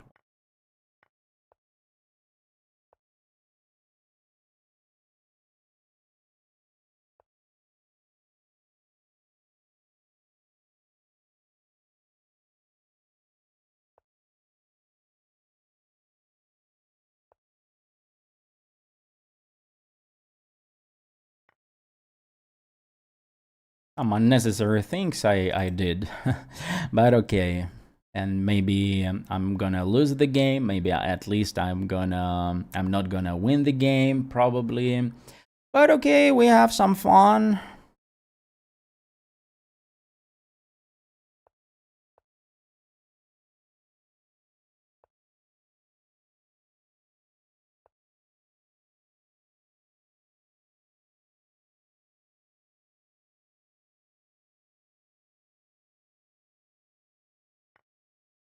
Ah, 37 seconds.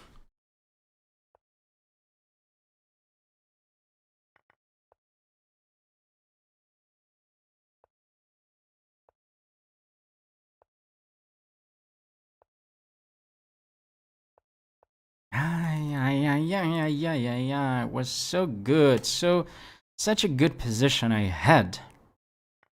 Shit.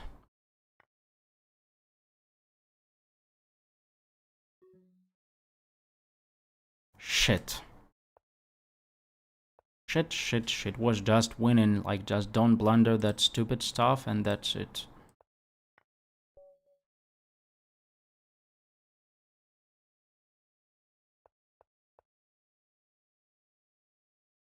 C4. I just somehow I didn't see that knight d3 is not an option for him at all. Maybe rook d1 was an easy way also. e4 is a very nice idea, and knight d5 next.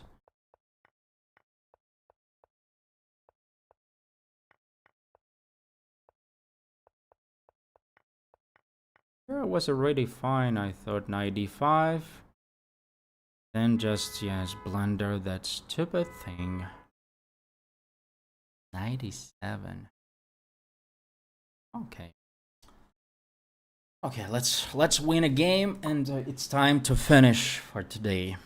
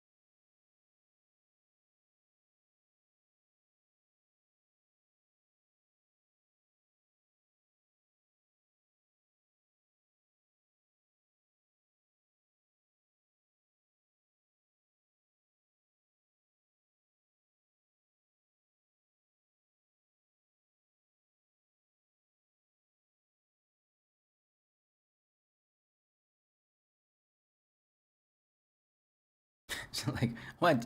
Nobody wants to play.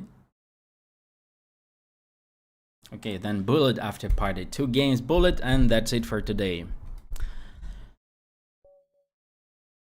Okay, at least here we have a guy.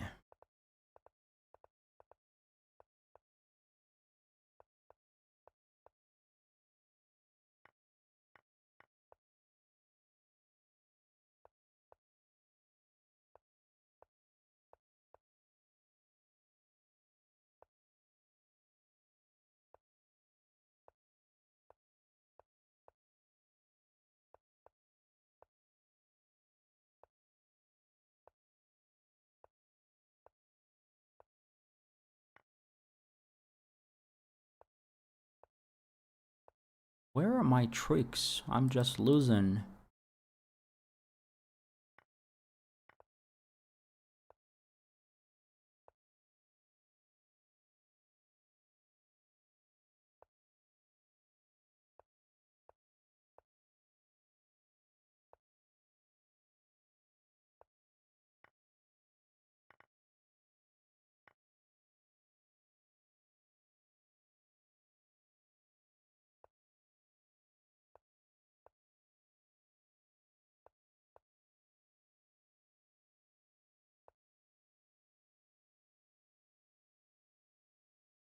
How he survives here?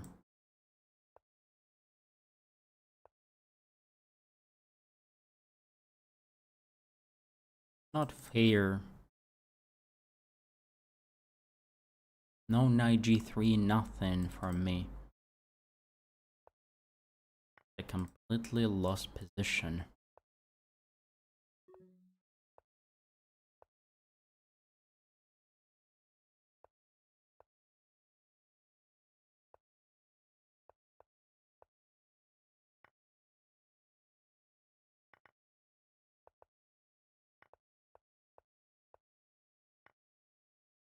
Ah!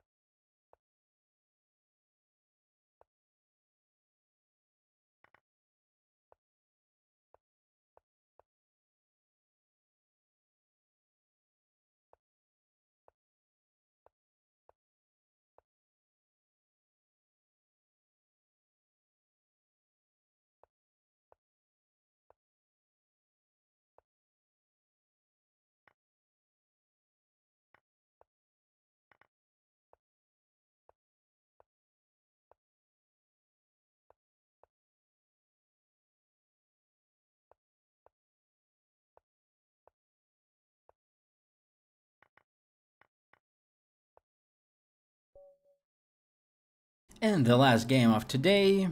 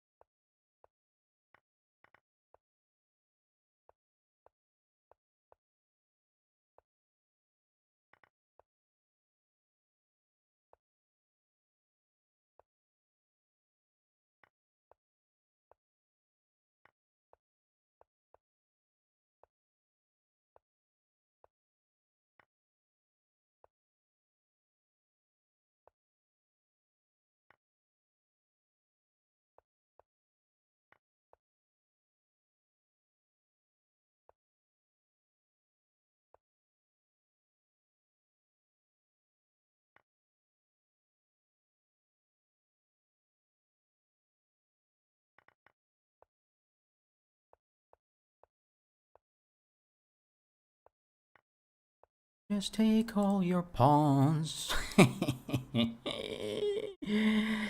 Okay, that's enough for today. Thank you everybody for joining, and see you